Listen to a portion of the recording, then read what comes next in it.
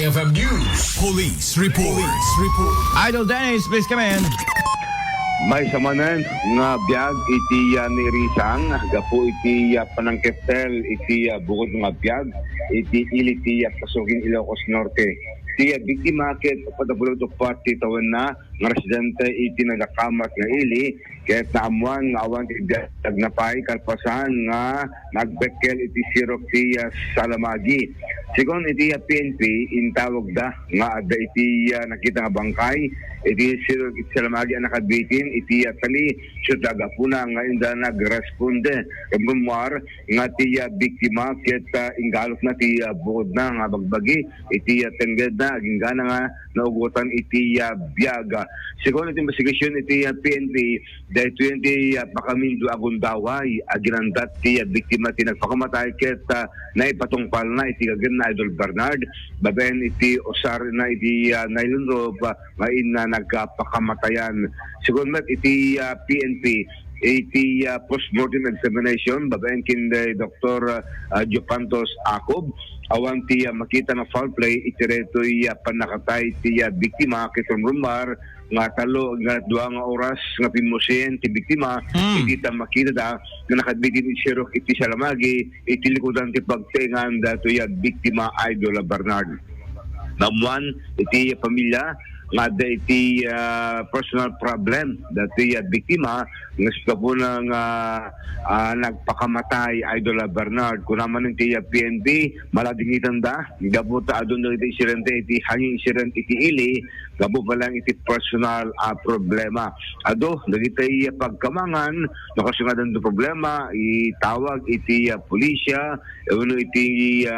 masaknan iti provincial government of Ilocos Norte datoy counseling dato maliklikan malayayan dati dagsen itirik na no saan nga kabelan Idol Bernard.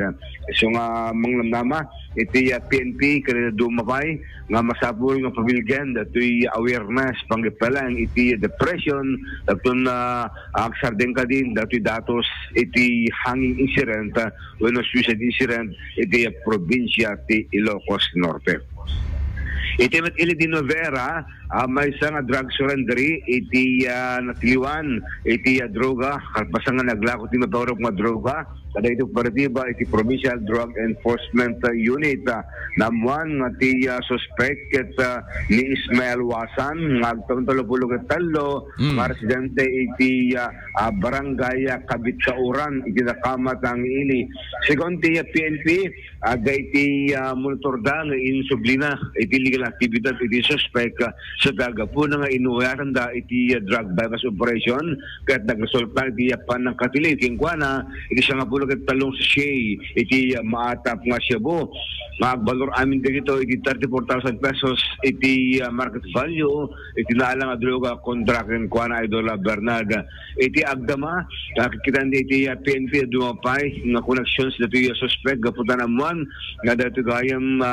suspect at adepakinigan di drug courier idi nga natiliwan itilit di Dingras Ilocos Norte kat naso follow up dato iti PNP kat nagresulta ti positibo tinwide dang operation Idol Bernard. Di mo't kunana nga nag-surrenderin idi nagsublipay lang ba talagang ubrana na ya narigat mo't nga liklikan da dito at